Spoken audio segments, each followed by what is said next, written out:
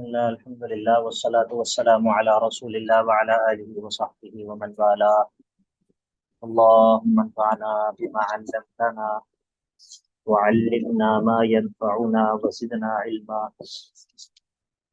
رب اشرح لي صدري ويسر لي أمري واحلل عقدة من لساني يفقهوا قولي سبحانك لا علم لنا إلا ما علمتنا إنك أنت العليم الحكيم رب يسر ولا تعسر وتمم بالخير وبك نستعين أعوذ بالله من الشيطان الرجيم بسم الله الرحمن الرحيم إن الله اصطفى آدم ونوحا وآل إبراهيم وآل عمران على العالمين ذرية بعضها من بعض والله سميع عليم. اب عیسائیوں کو جو ہے وہ دعوت دینے کے بعد اور ان کو اتباع رسول کی طرف بلانے کے بعد اب اللہ رب العزت جو ہے وہ ان کے شبہات کا رد کرنا شروع کرے گا. عیسائیوں کے شبہات کا رد کرنا شروع کرے گا، اور عیسائیوں کے شبہات میں سے جو بنیادی شبہ ہے، جو بنیادی غلطی ان کو لگی ہے، وہ یہ ہے کہ انہوں نے صالحین کے بارے میں غلو کیا ہے. صالحین کے بارے میں غلو کیا ہے. عیسائیوں کی بنیادی غلطی یہ ہے. یہودیوں کی غلطی یہ ہے کہ انہوں نے انبیاء اور صالحین کو قتل کیا ہے. یہود کی غلطی یہ ہے کہ انہوں نے انبیاء کو، صالحین کو قتل کیا ہے. اور عیسائیوں کی غلطی یہ ہے کہ انہوں نے ان کے بارے میں غلو کیا ہے. ٹھیک ہے، یہ افراط اور تفریط ہے. افراط اور تفریط، یا تو حق سے زیادہ جو ہے وہ آگے نکل جانا، یا پھر جو جس کا حق بنتا ہے اس کو وہ پورا نہ دینا. تو اسی لیے اب یہاں پر جو ہے وہ اللہ رب العزت عیسائیوں کے شبہات کا رد کرے گا، اور ایک عجیب انداز سے کرے گا. اور وہ عجیب انداز یہ ہے کہ اللہ رب العزت تمام انبیاء کے شروع سے بات شروع کرے گا، اور یہ بات سمجھائے گا کہ یہ تمام کے تمام انبیاء یہ اللہ کے عبد تھے، یہ اللہ کے بندے تھے، یہ خالق نہیں تھے، یہ معبود نہیں تھے، بلکہ یہ عاجز تھے. یہ معبود نہیں تھے بلکہ یہ عابد تھے. یہ خالق نہیں تھے بلکہ یہ مخلوق تھے. یہ اللہ تعالیٰ کے محتاج تھے، یہ اللہ تعالیٰ سے مانگتے تھے. تو جب تمام انبیاء کا عجز جب ثابت ہو جائے گا، تو اس سے یہ پتہ چل جائے گا کہ سیدنا عیسیٰ علیہ السلام بھی اللہ کے بندے ہیں، اللہ کے رسول ہیں، معبود اور الہ نہیں ہیں. بات سمجھ آ گئی؟ جی سر آگے. اللہ تعالیٰ فرماتا ہے ان اللہ اصطفیٰ، بے شک اللہ نے چنا ہے، اللہ نے چنا آدم و نوحن، آدم کو اور نوح کو. یہ دو افراد، اللہ نے آدم کو چنا اور نوح کو چنا، دو افراد کو اور دو خاندان. وآل ابراہیم وآل عمران، اور ابراہیم کے خاندان کو اور عمران کے خاندان کو. ٹھیک ہے، ان لوگوں کو اللہ تعالیٰ نے چنا علی العالمین، باقی تمام انسانوں پر، باقی تمام لوگوں پر اللہ رب العزت نے ان کو چنا. ان کو جو ہے وہ ان کو جو ہے وہ فضیلت دی. وَرَبُّكَ يَخْلُقُ مَا يَشَاءُ وَيَخْتَارُ، آپ کا رب جس کو چاہتا ہے پیدا کر دیتا ہے، جو چاہتا ہے پیدا کر دیتا ہے، اور جس کو چاہتا ہے اپنی مخلوق میں سے چن لیتا ہے. ٹھیک ہے، تو اللہ رب العزت کا انبیاء کو چننا وہ اس کے علم کی بنیاد پر ہے. وہ جانتا ہے کہ کون جو ہے وہ اس کا اہل ہے، اور پھر وہ اپنی مخلوق میں سے اس کو چن لیتا ہے. اللہ اعلم حیث یجعل رسالتہ، اللہ خوب جانتا ہے کہ اس نے اپنی رسالت کو کہاں پر رکھنا ہے، کس کو جو ہے وہ رسالت دینی ہے. اللہ اعلم حیث یجعل رسالتہ. اچھا جی، تو اب پتہ یہ چلا کہ یہ آدم اور نوح اور آل ابراہیم اور آل عمران، ابراہیم علیہ السلام اور ان کی نسل، اور عمران اور ان کی اولاد، ان کو اللہ رب العزت نے چنا باقی لوگوں کے مقابلے میں. ذریۃ بعضها من بعض، اللہ تعالیٰ کا ان کو چننا اس حال میں تھا کہ یہ بعض ان میں سے بعض کی اولاد میں سے ہیں. یہ آل ابراہیم اور آل عمران جو ہیں وہ آدم کی اولاد میں سے ہیں اور نوح کے بعد آنے والوں میں سے ہیں. اور اسی طرح جو آل عمران ہیں یہ بھی جو ہے وہ آل ابراہیم میں سے ہیں. ان اللہ اصطفى آدم و نوح و آل ابراہیم و آل عمران علی العالمین ذریۃ بعضها من بعض، اس حال میں کہ یہ ان کے بعض جو ہیں وہ ان کے بعض کی اولاد اور ذریت ہیں. واللہ سمیع علیم، اور اللہ رب العزت خوب سننے والا اور خوب جاننے والا ہے. اس کا کیا تعلق ہے آیت کے ساتھ؟ آیت کے اس اختتام کا آیت کے ساتھ کیا تعلق ہے؟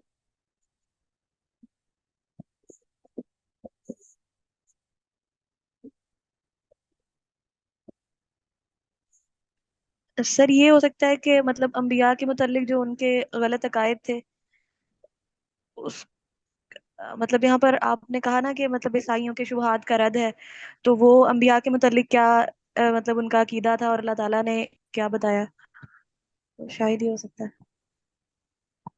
اصل میں یہاں پر یہ ہے کہ اللہ رب العزت کا یہ جو چننا ہے انبیاء کو، اللہ تعالیٰ کا جو یہ اصطفیٰ ہے، یہ اللہ تعالیٰ کے کامل علم کی بنیاد پر ہوتا ہے. یعنی کہ اللہ رب العزت اپنی مخلوق میں سے جب چن لیتا ہے کسی کو، یا اپنی مخلوق میں سے کسی کو چنتا ہے نبوت کے لیے یا کسی بھی اور چیز کے لیے، تو یہ ایسا نہیں ہوتا کہ وہ بس اندازے سے جس طرح قرآن اندازی ہم کرتے ہیں اس طرح چن لیتا ہے کسی. قرآن اندازی سمجھتے ہیں نا آپ؟ جی تو اس میں جب آپ کوئی چیز پک کرتے ہیں، اٹھاتے ہیں، تو کیا وہ علم کی بنیاد پر اٹھاتے ہیں؟ 5-6 پرچیوں میں سے آپ ایک نہیں اٹھاتے جی ہیں، ٹھیک ہے. تو یہ اللہ رب العزت کا جو چننا ہے یہ اس طرح نہیں ہوتا، بلکہ اللہ تعالیٰ کا جو کسی کو چن لینا ہے وہ علم کی بنیاد پر ہوتا ہے، کامل علم کی بنیاد پر. تو واللہ سمیع علیم، اللہ رب العزت خوب سننے والا اور خوب جاننے والا ہے. بات سمجھ آ گئی؟ سر پھر السمیع سے کیا مراد؟ واللہ یعنی سمیع، کہ اللہ تعالیٰ ان کے اقوال کو سننے والا، اور علیم ان کے احوال کو جاننے والا ہے. وہ خوب جانتا ہے جن لوگوں کو وہ چنتا ہے، ان کے احوال کو جانتا ہے، ان کے اقوال کو سنتا ہے. جی ٹھیک ہے. اب دیکھیے، یہ تمام انبیاء کا عمومی عجز بیان کیا کہ آدم سے لے کر نوح تک، اور آل ابراہیم ہو یا آل عمران ہو، ان کو چننے والا کون ہے؟ اللہ تعالیٰ. تو پھر معبود کس کو ہونا چاہیے؟ جی اللہ کو. اللہ کو اللہ ہونا چاہیے، تعالیٰ ظاہر ہے، کیونکہ یہ تو ان کو تو چنا گیا ہے، چننے والا تو کوئی اور ہے. اب دیکھیے، اب جو ہے وہ اللہ رب العزت سب سے پہلے امرأت عمران، امرأت عمران ان کا عجز بیان کرے گا. عمران کی بیوی، عمران کی بیوی. اذ قالت امرأت عمران، وہ وقت یاد کرو کہ جب کہا عمران کی بیوی نے، یہ عیسیٰ علیہ السلام کی کیا لگتی ہیں؟ خالہ. نی نانی، ہاں. ہاں، نانی والا جواب ٹھیک ہے. اذ قالت امرأت عمران، جب عمران کی بیوی نے یہ کہا. اب دیکھیے عمران کی بیوی نے کیا کہا ہے، رب انی نذرت لک ما فی بطنی، اے میرے رب، اے میرے رب، میں نظر مانتی ہوں، میں نے نظر مانی ہے، منت مانی ہے، لکا خاص آپ کے لیے، کس چیز کی؟ ما فی بطنی، اس حمل کی جو میرے پیٹ میں ہے، کہ محررن وہ آزاد ہوگا، وقف ہوگا دنیا کے کاموں سے. ابھی جو میرے پیٹ میں بچہ ہے میں نے اس کی منت مانی ہے، نظر مانی ہے کہ میں اس کو بیت المقدس کی خدمت کے لیے، دین پڑھنے پڑھانے کے لیے، دینی امور کے لیے اس کو وقف کر دوں گی. تو فتقبل منی، اللہ جی اس کو مجھ سے قبول کر لیجئے، میری اس نظر کو مجھ سے قبول کر لیجئے. کیونکہ انک انت السمیع العلیم، بے شک تو ہی ہے جو کہ خوب سننے والا اور خوب جاننے والا ہے. اب پتہ یہ چلا کہ عمران کی جو بیوی ہے وہ عاجز ہے، محتاج ہے اللہ تعالیٰ کی. کیسے پتہ چل رہا ہے اس آیت سے؟ یہ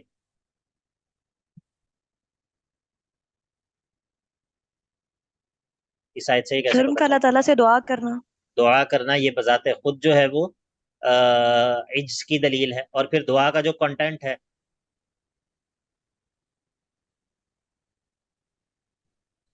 دعا کا جو کنٹینٹ ہے اس سے کیا پتہ چلتا ہے؟ بتائیے. کہ وہ اللہ تعالیٰ کے لیے پیش کر رہے ہیں.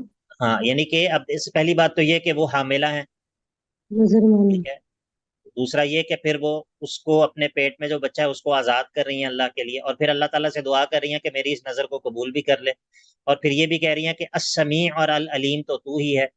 تو آپ مجھے یہ بتائیے کہ اس سب کے بعد یہ بات تو پتہ چل گئی نا کہ جو عیسیٰ کی نانی ہے ان کے اندر الوہیت والی کوئی صفات موجود نہیں ہے. یہ بات تو طے ہو گئی یا نہیں؟ جی جی جی ہاں. بالکل. تو فلما وضعتها، اب جب انہوں نے اس کو جنم دیا، وضع حمل جب ہو گیا، تو قالت وہ کہنے لگی رب انی وضعتها انسا، رب انی وضعتها انسا، اے اللہ میں نے تو یہ اب بیٹی جنم دی ہے. میں نے تو سمجھا تھا کہ بیٹا ہوگا. ظاہر ہے کہ یہ تمام امور جو جس کے لیے میں نے نظر مانی ہے یہ تو بیٹا اچھے طریقے سے کر سکتا ہے، تو لیکن یہ تو بیٹی پیدا ہوئی ہے. اللہ تعالیٰ فرماتا ہے واللہ اعلم بما وضعت، اللہ تعالیٰ خوب جانتا ہے اس چیز کے بارے میں جو اس نے جنی ہے. اور پھر وہ کہنے لگی، اور اللہ تعالیٰ یہ بھی کہتا ہے ولیس الذکر کالانثی، اور ولیس الذکر کالانثی، اور وہ لڑکا جو یہ چاہتی تھی وہ نہیں ہو سکتا کل انسا، اس عورت اس لڑکی کی طرح جو اللہ نے تمہیں دی ہے. ولیس الذکر، وہ لڑکا جو تمہارے خیال میں تھا نہیں ہو سکتا کل انسا، اس لڑکی کی طرح جو ہم نے تمہیں دی ہے. اب وانی سمیتها مریم، اور میں نے اس لڑکی کا نام مریم رکھا ہے. وانی سمیتها، مریم کا کیا معنی ہے؟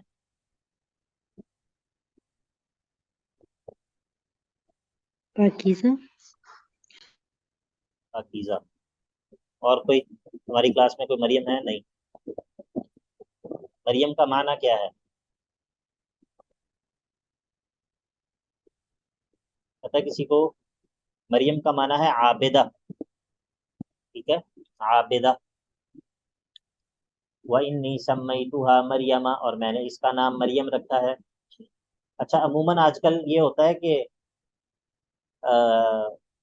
لوگ مشکل مشکل نام رکھتے ہیں، اور جب ان سے کوئی پوچھتا ہے کہ اس کا معنی کیا ہے تو اس کا جو جواب ہوتا ہے وہ یہ ہوتا ہے جنت کا پھول، جنت کی ہوا، یا مطلب وہ اس کا نا جنت کے ساتھ اس کو کوئی اللہ چاہے اس کا لفظ کا کوئی سر پیر ہی نہ ہو. یہ آج کل بہت زیادہ ٹرینڈ ہے عجیب عجیب نام رکھنے کا. یہ ویسی بات ذہن میں آتی. اچھا، وَإِنِّي سَمَّيْتُهَا مریم، میں نے اس کا نام مریم رکھا ہے. وَإِنِّي أُعِيذُهَا بِكَ وَذُرِّيَّتَهَا مِنَ الشَّيْطَانِ الرَّجِيمِ، اور میں اس کو پناہ میں دیتی ہوں، اس کو بھی اور اس کی ذریت کو بھی اللہ تعالیٰ آپ کی پناہ میں دیتی ہوں. اس چیز سے پناہ میں دیتی ہوں، اس سے من الشیطان الرجیم، شیطان مردود سے. ٹھیک ہے. اب اس آیت سے کیا پتہ چلا؟ اس آیت سے یہ پتہ چلا کہ مزید کہ وہ مریم کی جو ماں ہیں وہ مریم کو اور ان کی ذریت کو اللہ تعالیٰ کی پناہ میں دے رہی ہیں. مریم کو اور ان کی ذریت کو اللہ تعالیٰ کی پناہ میں دے رہی ہیں. تو اس کا مطلب ہے کہ مریم کی والدہ بھی معبود نہیں تھیں، اور اگر مریم کو پیدا ہونے کے بعد اللہ کی پناہ کی ضرورت ہے تو کیا مریم جو ہے ان کے اندر الوہیت کی صفات پائی جاتی ہیں؟ نہیں سر. مریم کے اندر بھی اس کا مطلب ہے الوہیت کی صفات نہیں پائی جاتی.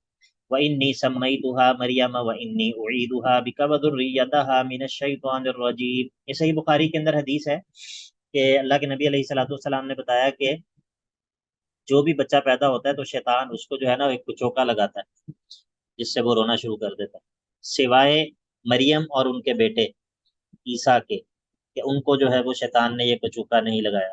اور وہ پھر اللہ کے نبی علیہ الصلوۃ والسلام نے یہ آیت تلاوت کی وَإِنِّي أُعِيذُهَا بِكَ وَذُرِّيَّتَهَا مِنَ الشَّيْطَانِ الرَّجِيمِ.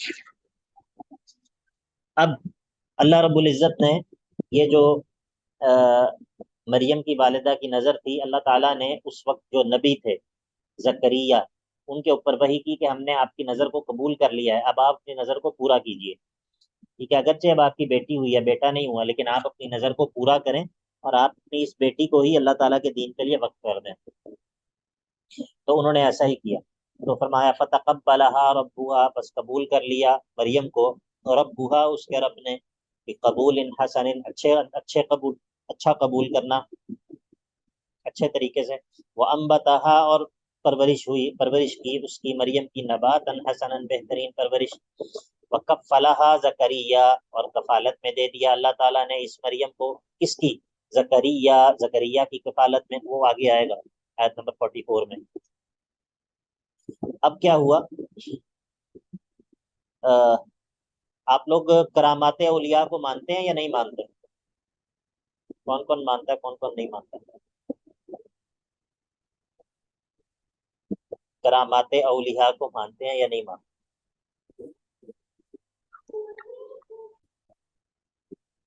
سوچ میں پڑ گئے ہیں آپ لوگ، بتائیں. نہیں سر. نہیں، شاید بھائی نہیں مانتے. اچھا جی. اور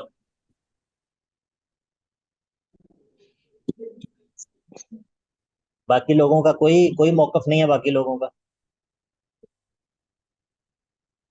جی طوبہ بتائیں. ڈاکٹر فیصل؟ نہیں سر. نہیں. کرامات اولیاء کے منکرین سارے جمع ہیں. اچھا جی چلیں. کلما دخل علیہا زکریا المحراب، تو جب بھی زکریا داخل ہوتے علیہا مریم پر، المحراب ان کی محراب میں، تو وجد عندہا رزقا، وجد عندہا رزقا ان کے پاس وہ کھانے پینے کی چیزیں پاتے تھے. کیا بنے گا منکرین کرامات کا؟ قال یا مریم انا لکی ھذا، زکریا نے کہا اے مریم یہ کھانے پینے کا سامان تمہارے پاس کدھر سے آ جاتا ہے؟ تمہارے پاس تو کوئی آتا ہی نہیں ہے، تمہارے پاس یہ کھانے پینے کا سامان کہاں سے آ جاتا ہے؟ قالت مریم نے کہا ہوا من عند اللہ، یہ تو اللہ کے پاس سے آ جاتا ہے. ان اللہ یرزق من یشاء بغیر حساب، اور اللہ رب العزت جس کو چاہے بغیر حساب کے رزق دے دے. اب کیا بنے گا منکرین کرامات کا؟ کیا کریں گے وہ قرآن کے ساتھ، کیا کریں گے؟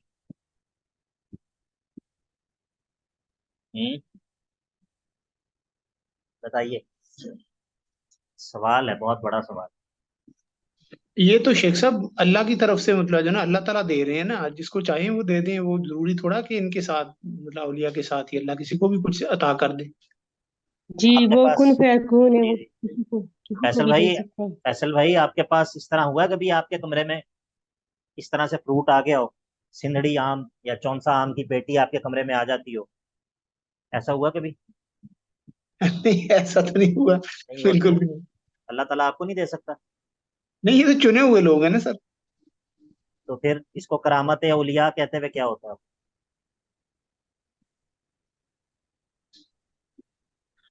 ایک سب کو سر سر. جی بتائیے طوبہ کیا کہہ رہی ہیں؟ سر پتہ نہیں، فی الحال سمجھ میں کچھ نہیں آ رہی اتنی. مطلب جو آج کل کرامات جن کو کہا جاتا ہے، مطلب جو ہم دیکھتے ہیں کہ وہ اڑ سکتے ہیں، پانی پر مطلب پانی پر چل سکتے ہیں اور اس طرح کی مطلب جو چیزیں ہیں، تو یہ تو obviously یعنی عقل کے خلاف ہے نا، کیونکہ وہ تو اولیاء ہیں ہی نہیں. یعنی یہ کام تو شیطان کر سکتا ہے. آپ جو باتیں کر رہی ہیں نا، وہ آپ کافی ساری باتوں کو آپ نے مکس کر دیا. ایک آپ نے یہ کہا ہے کہ پانی پر چلنا، ہوا میں اڑنا یہ عقل کے خلاف ہے، ایک بات یہ ہے. ایک یہ ہے کہ یہ لوگ تو اولیاء ہی نہیں ہیں، یہ کام تو صرف شیطان کر سکتا ہے. یہ دو تین الگ الگ باتیں ہیں. ٹھیک ہے، میں نے کسی اسپیسیفک کرامت کا تو پوچھا ہی نہیں ہے. میں نے تو یہ پوچھا کہ آپ لوگ کرامات اولیاء کو مانتے ہیں یا نہیں مانتے. اگر آپ نہیں مانتے تو یہ شیخ بتائیے کہ یہ کیا ہے؟ مریم کے پاس یہ پھل کا آ جانا، مریم نبی تو نہیں ہے، یا مریم نبی ہیں؟ بتائیے، کیا مریم نبی ہیں؟ نہیں سر. نہیں ہے. ان کے پاس پھل کیسے آ جاتا ہے؟ اور نبی جو ہے وہ حیران ہو کے پوچھ رہے ہیں، زکریا نبی ہے نا، وہ پوچھ رہے ہیں مریم تمہارے پاس یہ ایک پھل کہاں سے آ جاتا ہے؟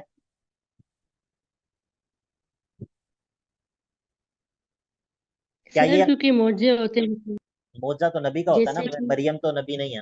جی جی صبح اب یہ بتائیے یہ عقل کے خلاف ہے یا نہیں ہے؟ جی سر ہے. چلیں، یعنی کہ اس کا مطلب ہے کہ آپ کسی بات کو صرف اس وجہ سے اس کا انکار نہیں کر سکتی کہ وہ آپ کی عقل کے خلاف ہے. ٹھیک ہے. جی سر جن کا ذکر قرآن حدیث میں ہے ان کو تو ہم مانتے ہیں نا، جو آج کل کے جو ہیں ان کو تو ہم نہیں مانتے. چلیں کچھ نہ کچھ تو آپ اب مانے ہیں نا، کچھ نہ کچھ ابھی آپ نے اپنی پوزیشن سے تھوڑا سا پیچھے گئے ہیں آپ. ٹھیک ہے. سر لیکن یہ بھی تو ہے نا کہ صحابہ کرام نے کہا تھا کہ اگر جوتی کا تسمہ بھی ٹوٹ جائے وہ بھی اللہ تعالیٰ سے مانگے، تو اللہ تعالیٰ تو قادر ہے ہر چیز پہ، دے سکتے ہیں. اس بات کا تو کوئی تعلق نہیں ہے یہاں پر، اس بات کا تو یہاں پر کوئی تعلق نہیں ہے. اچھا چلیں آپ ایک مجھے یہ مثال بتائیں، آپ مجھے یہ بتائیں کہ یہ جو اصحاب کہف ہیں، کیا اصحاب کہف کا جو واقعہ ہے یہ خلاف عقل ہے یا نہیں ہے؟ خلاف عقل ما بین القوسین انورٹڈ کاماز میں خلاف عقل. جی جی بتائیے. سر ہے. ہے. تو کیا جی اصحاب ہے. کہف کا جو اصحاب کہف کیا جو انبیاء تھے؟ نہیں سر. ٹھیک ہے، تو آپ اس کو کیا کہیں گی؟ آپ اس کو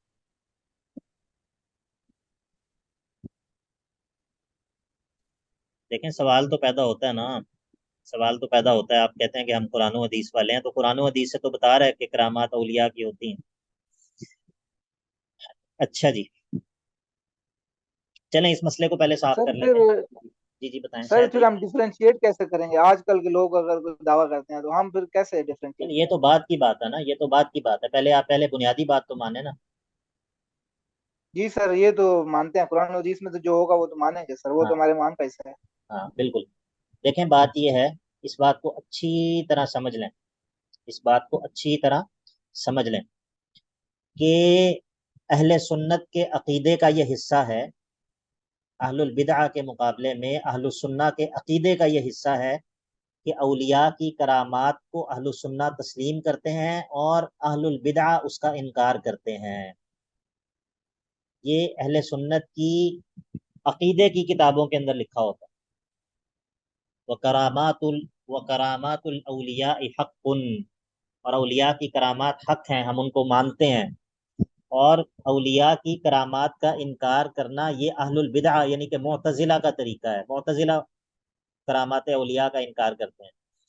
ٹھیک ہے، یہ بنیادی چیز ہے کہ اولیاء کی کرامات کو تسلیم کرنا یہ، اور اس کے اوپر بے شمار دلائل ہیں.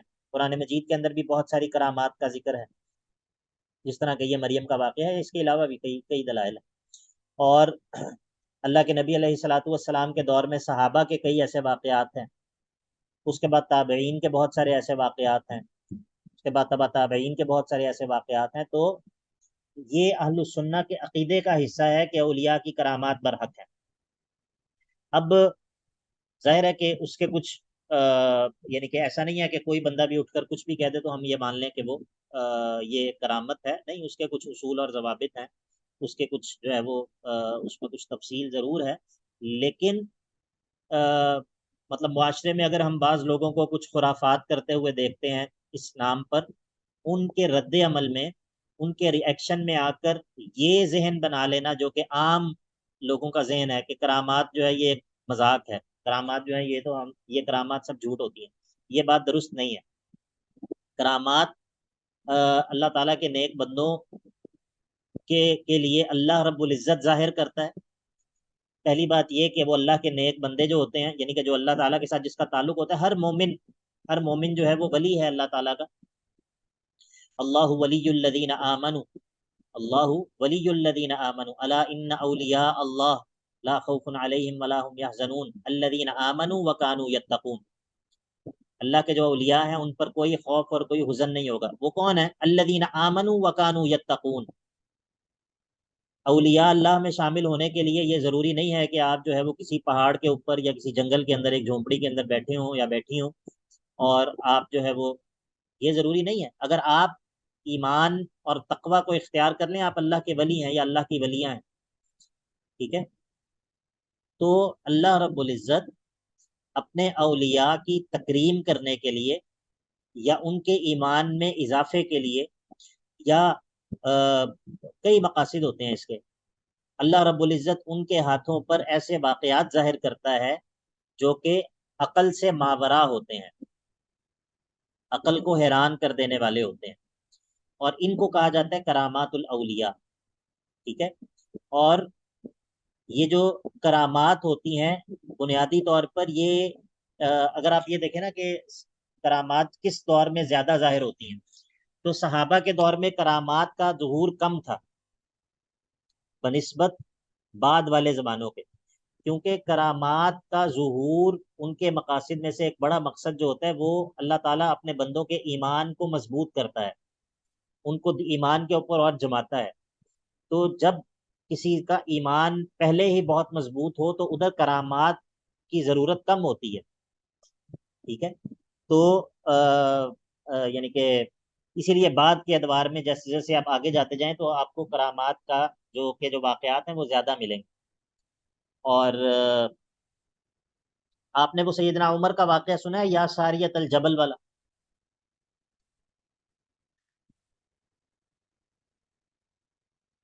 سیدنا عمر کے اپنے مدینہ کے اندر ہی اپنے ممبر کے اوپر انہوں نے لشکر کو آواز دی، یا ساریت الجبل، کہ پہاڑ کی طرف متوجہ ہو، اپنے کمانڈر کو آواز دی، اور وہ کئی دور جو ہے وہ لشکر کی سربراہی کر رہے تھے، لشکر کے ساتھ تھے وہ۔ یہ سنا ہے واقعہ آپ لوگوں نہیں نہیں سر، سر۔ نے؟ چلیں، بہرحال کہنے کا مطلب یہ ہے، یہ اصولی سی بات، اس بات کو سمجھ لیں کہ کرامات کا اس بات یہ اہل السنہ کے عقیدے کا حصہ ہے اہل البدع کے مقابلے میں۔ اگر آپ عقیدے کی کتابیں دیکھیں، جو پرانے علماء عقیدے کی کتابیں لکھتے تھے، وہ اپنے عقیدے کے ضمن میں اس چیز کو بھی ذکر کرتے تھے۔ کیوں ذکر کرتے تھے؟ اس لیے ذکر کرتے تھے کہ معتزلہ اس کا انکار کرتے تھے، معتزلہ جو ہیں وہ کرامات کا انکار کرتے تھے، تو اہل السنہ پھر اس کو اپنے عقیدے کی کتابوں میں ذکر کرتے تھے کہ اہل السنہ کا عقیدہ یہ ہے کہ وہ اولیاء کی کرامات کو برحق سمجھتے ہیں، ٹھیک ہے۔ تو یہ ہر دور کے اندر ہوتی ہیں، آج کے دور میں بھی ہیں، ایسا نہیں ہے کہ آج کے دور میں نہیں ہے، بہت جو ہے نا وہ اس طرح ہوتا ہے۔ دوسری ایک اور بات یہاں پر ابھی بہن نے کہی تھی کہ خلاف عقل، خلاف عقل، ایک بات جو ہے نا وہ بہت ہی زیادہ سمجھنے والی ہے، وہ یہ ہے کہ کسی چیز کا عقل سے ماورا ہونا اور کسی چیز کا خلاف عقل ہونا، ان دونوں میں فرق ہے۔ ایک چیز آپ کی عقل کو حیران کر دینے والی ہے، ایک چیز آپ کی عقل کو حیران کر دیتی ہے، ایک چیز جو ہے وہ خلاف عقل ہے، ان دونوں چیزوں میں فرق ہے۔ اور جو یعنی کہ جو چیزیں، یہ ضروری نہیں ہے کہ اگر ایک چیز آپ کی عقل کو حیران کر دینے والی ہے تو وہ خلاف عقل بھی ہو، یہ ضروری نہیں ہے، ٹھیک ہے۔ تو خلاف عقل چیزیں کیا ہوتی ہیں؟ خلاف عقل چیز یہ ہوتی ہے، مثال کے طور پہ مثال کے طور پہ میں آپ سے یہ کہتا ہوں کہ ایک ایک بلڈنگ ہے جس کے اندر جو ہے نا وہ 10 کھڑکیاں ہیں، ایک بلڈنگ ہے جس کے اندر 10 کھڑکیاں ہیں، اور جو ایک کھڑکی ہے نا ان میں سے ایک کھڑکی جو ہے وہ پوری بلڈنگ سے بھی بڑی ہے، ایک کھڑکی جو ہے وہ اس پوری بلڈنگ سے بھی بڑی ہے۔ جی توبہ بتائیے، ہو سکتا ہے ایسے؟ جی سر، نہیں سر، نہیں ہو سکتا، کیوں نہیں ہو سکتا؟ کیونکہ بلڈنگ میں ونڈوز ہے نا، تو پھر ایک ونڈو کیسے مطلب پوری بلڈنگ سے بڑی کیسے ہو سکتی ہے؟ ہاں، کیونکہ عقل یہ کہتی ہے کہ جز کبھی بھی کل سے بڑا نہیں ہو سکتا، جی جز کبھی بھی کل سے بڑا نہیں ہو سکتا۔ اب اگر میں یہ کہوں کہ یہ جز جو ہے وہ کل سے بڑا ہو گیا، یہ خلاف عقل بات، یہ بات خلاف عقل، عقل اس کو ڈینائی کرتی جی ہے، عقل اس کے باطل ہونے کا فیصلہ کرتی ہے۔ لیکن یہ اس طرح کی بات خلاف عقل نہیں ہے کہ اللہ تعالیٰ نے کسی کو جو ہے وہ 300 سال کی زندگی دے دی، یہ کس طرح خلاف عقل؟ ہاں، یہ عقل کو حیران کر دینے والا ہو سکتا ہے کیونکہ آپ کے لیے یہ بات جو ہے وہ ایک نئی بات ہو، لیکن یہ خلاف عقل کس طرح ہے؟ اگر آپ کو اللہ تعالیٰ 60-70 سال کی زندگی دے سکتا ہے تو اللہ تعالیٰ 300 سال کی زندگی بھی دے سکتا ہے، ٹھیک ہے۔ تو جی سر۔ جو اس کے لیے جو علماء اصطلاح استعمال کرتے ہیں، ایک ہے محالات العقول اور ایک ہے محارات العقول، محالات العقول اور محارات العقول۔ تو شریعت جو ہے وہ محارات العقول، وہ چیزیں جو کہ عقلوں کو حیران کر دینے والی ہوتی ہیں، شریعت کے اندر وہ چیزیں ضرور ہوتی ہیں، لیکن ایسا نہیں ہوتا کہ شریعت کے اندر محالات العقول ہوں، ایسی چیزیں جو کہ عقلاً ناممکن ہو، ایسا شریعت کے اندر نہیں ہوتا۔ کیوں نہیں ہوتا؟ کیونکہ اگر ایسا ہو تو گویا کہ یہ عقل بھی اللہ تعالیٰ کی طرف سے ہے اور یہ وحی بھی اللہ تعالیٰ کی طرف سے ہے، اور اللہ تعالیٰ نے یہ عقل اسی لیے دی ہے کہ انسان اس وحی کو سمجھے۔ تو اگر یہ دونوں چیزیں آپس میں کانٹراڈکٹ کرتی ہیں تو پھر تو یہ بہت بڑا فساد ہے، ٹھیک ہے؟ تو اسی لیے اس بات کو سمجھنا چاہیے کہ محارات العقول میں اور محالات العقول میں ان دونوں چیزوں میں فرق ہوتا ہے، ان دونوں چیزوں میں فرق ہوتا ہے۔ آپ مجھے یہ بتائیے کہ میں ابھی بیٹھا ہوا ہوں یہاں پر سیالکوٹ میں، ٹھیک ہے؟ اب آپ میں سے بعض جو ہیں وہ لاہور میں ہیں، بعض جو ہیں وہ راولپنڈی اسلام آباد میں ہیں، بعض جو ہے وہ سعودی عرب کے اندر ہیں، اور بھی جہاں جہاں پر بھی آپ لوگ ہیں۔ آپ مجھے یہ بتائیے کہ آج سے زیادہ نہیں، صرف 100 سال پہلے، صرف 100 سال پہلے یا 200 سال پہلے اگر آپ کسی کو یہ بتاتے کہ استاد جو ہے وہ بیٹھا ہوگا سیالکوٹ میں اور جو ایک شاگرد جو ہے وہ بیٹھا ہوگا سعودی عرب میں، ایک بیٹھا ہوگا لاہور میں، ایک بیٹھا ہوگا کہیں پر، اور استاد جو ہے وہ ان کو ترجمہ قرآن پڑھا رہا ہوگا، تو کیا یہ بات اس کے لیے خلاف عقل انورٹڈ کاماز میں نہ ہوتی؟ جی جی ہوتی۔ کیا لیکن کیا یہ بات بذات خود خلاف عقل ہے؟ نہیں سر۔ آج آپ کو لگتی ہے کوئی بات عجیب لگتی ہے؟ 8 بجے یا آپ کو لنک میں نہیں بھیج دیتا ہوں اور آپ جوائن کر لیتے ہیں سوچے بغیر، آپ لوگوں کو تو بالکل عجیب نہیں جی لگتا۔ اس کا مطلب یہ ہے کہ آج سے 200 سال پہلے بھی یہ بات خلاف عقل نہیں تھی۔ ہاں عقل کو حیران کر دینے والی ضرور تھی، لیکن عقل کو کانٹراڈکٹ کرتی ہو ایسا نہیں تھا۔ بات سمجھ آ گئی؟ جی سر آگے۔ اچھا جی، تو اس میں وہ ایک پروگرام ہے، اس کا نام میرے ذہن سے نکل گیا، سائنس اور ریویلیشن کر کے اس کا تھا، وہ ایک پوڈ کاسٹ ہم نے کیا تھا، وہ اگر آپ دیکھیں تو اس میں کافی اس بارے میں ہم نے بات کی ہوئی ہے۔ اچھا جی، تو اب کرامات اولیاء جو ہیں وہ برحق ہیں، ٹھیک ہے؟ یہ مان لیں، اب آج آپ لوگوں کو ہم بریلوی کر کے ہی بھیجیں گے، ٹھیک ہے؟ تو اب زکریا علیہ الصلوۃ والسلام نے جو ہے وہ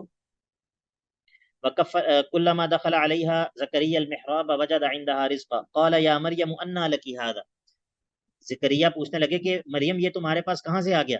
قالت هو من عند الله، مریم نے کہا یہ تو اللہ تعالیٰ کی طرف سے آتا ہے، ان اللہ یرزق من یشاء بغیر حساب، اور اللہ رب العزت جس کو چاہے بغیر حساب کے رزق عطا کر دے، اس سے کون پوچھ سکتا ہے؟ اب جب زکریا علیہ، اچھا اس سے یہ پتہ چلا کہ مریم علیہ السلام جو ہیں وہ اس رزق کی نسبت کس کی طرف کر رہی ہیں؟ اللہ تعالیٰ کی طرف۔ اللہ تعالیٰ کی طرف کر رہی ہیں۔ اچھا اس میں ایک اور بات بھی ہے، اس میں زکریا کا عجز بھی پتہ چل رہا ہے، نبی زکریا کا عجز بھی پتہ چل رہا ہے اس آیت میں، وہ کیسے؟ سر کہ ان کو پتہ نہیں تھا کہ مطلب یعنی جو انہوں نے آ کے کیونکہ سوال وہ کیا۔ بالکل ان کا سوال کرنا اس بات کی علامت ہے کہ زکریا معبود نہیں ہے، اور مریم کا اس رزق کی نسبت اللہ تعالیٰ کی طرف کرنا یہ بتا رہا ہے کہ وہ معبود نہیں ہے۔ اب دیکھیں اللہ تعالیٰ نے عیسیٰ علیہ السلام سے الوہیت کی نفی کرنی ہے، اور اللہ تعالیٰ نے شروع ان کی نانی سے کیا ہے، ٹھیک ہے؟ یعنی کہ ان کی نانی کے اندر بھی الوہیت کی صفات نہیں تھی، ان کی ماں کے اندر بھی الوہیت کی صفات نہیں تھی، ان کی ماں کی جنہوں نے کفالت کی زکریا نے ان میں بھی الوہیت کی صفات نہیں تھی، تو ذرا یہ بتاؤ کہ پھر عیسیٰ کس طرح معبود ہو گئے؟ ٹھیک ہے، آپ کو سمجھ آئی؟ جڑ سے جو ہے وہ ان کے شبہ کو ختم جی کرتا سر ہے آگے۔ اللہ تعالیٰ۔ قال یا مریم انا لك هذا قالت هو من عند الله ان الله يرزق من يشاء بغیر حساب هنالك دعا زکریا ربہ۔ اس وقت پھر جب زکریا نے دیکھا کہ اللہ رب العزت نے مریم کو بے موسم کے پھل دے دیے ہیں، تو زکریا کے دل میں خیال آیا کہ کیوں نہ میں بھی اللہ سے بڑھاپے میں اولاد مانگ لوں، میں بھی کیوں نہ اللہ سے بڑھاپے میں اولاد کی دعا کر لوں، جو اللہ مریم کو بغیر موسم کے رزق دے سکتا ہے، کیا وہ مجھے اور میری بانجھ بیوی کو جو کہ اب بچہ پیدا کرنے کے قابل نہیں رہی، کیا وہ ہمیں اولاد نہیں دے سکتا؟ تو اس نے سوچا ہنالک دعا زکریا ربہ، تو پھر زکریا نے بھی اپنے رب سے دعا کی۔ پتہ چلا کہ زکریا بھی معبود نہیں ہے، زکریا بھی اللہ کے محتاج ہیں۔ زکریا نے کہا ربی حبلی، اے اللہ مجھے عطا کر دے، من لدن کا اپنی جانب سے، ذریۃ طیبہ، اچھی ذریت اور بیٹا عطا کر دے، جیسا کہ باقی وہاں پر سورہ مریم کے اندر ہے۔ انک سمیع الدعاء، اے اللہ بے شک تو دعاؤں کو سننے والا یعنی کہ قبول کرنے والا ہے۔ یہاں پر سمیع الدعا سے مراد صرف سننا نہیں بلکہ اجابت والا سننا مراد ہے، یعنی کہ دعا کو سن لیا. ہم کہتے ہیں اللہ نے میری دعا سن لی، اس کا کیا مطلب ہوتا ہے؟ سننے سے مراد کیا ہوتا ہے یہاں پر؟ قبول ہو گئی. کہ مراد پوری ہو گئی. قبولیت کے معنی میں ہوتا ہے نا. تو یہاں پر انک سمیع الدعا، بے شک تو دعاؤں کو قبول کرنے والا ہے. اب قبولیت دعا، فنادت الملائکۃ، فرشتوں نے آواز دی. کس کو؟ زکریا کو فرشتوں نے آواز دی. وَهُوَ قَائِمٌ يُصَلِّي فِي الْمِحْرَابِ، اس حال میں کہ وہ کھڑے اپنی محراب میں، اپنی عبادت کی جگہ پر کھڑے نماز پڑھ رہے تھے. فرشتوں نے زکریا کو آواز دی اور کیا کہا؟ کہا کہ ان اللہ یبشرک بیحییٰ، بے شک اللہ رب العزت آپ کو خوشخبری دیتا ہے یحییٰ کی. مصدقا بکلمۃ من اللہ، اس حال میں کہ یہ یحییٰ تصدیق کرنے والے ہوں گے کلمۃ من اللہ، اس کی؟ کلمۃ من اللہ سے مراد کون ہے؟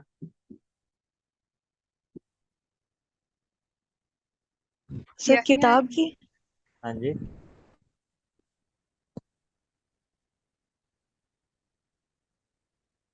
سر عیسیٰ علیہ السلام. ہاں جی، عیسیٰ علیہ کن سر السلام. کن کلمۃ من اللہ سے مراد عیسیٰ علیہ السلام ہے. ٹھیک ہے، تو یحییٰ علیہ السلام اس کی تصدیق کرنے والے ہوں گے. وسیدن، اور سردار ہوں گے اپنی قوم میں. وحسورن، اور وہ اپنے آپ کو روک کر رکھنے والے ہوں گے شہوات سے. ونبیا من الصالحین، اور نبی ہوں گے صالحین میں سے. اللہ تعالیٰ نے صرف بیٹے کی خوشخبری نہیں دی، اللہ تعالیٰ نے کیسے بیٹے کی خوشخبری دی؟ سبحان اللہ، اللہ اللہ، اللہ اکبر. اسی لیے اللہ تعالیٰ سے مانگنے میں کبھی بخل نہیں کرنا چاہیے. اللہ تعالیٰ سے مانگنے میں کبھی بھی بخل نہیں کرنا چاہیے، اللہ تعالیٰ سے خوب مانگنا چاہیے، کیونکہ جب وہ پھر دیتا ہے پھر وہ اکٹھا ہی بہت کچھ دے دیتا ہے.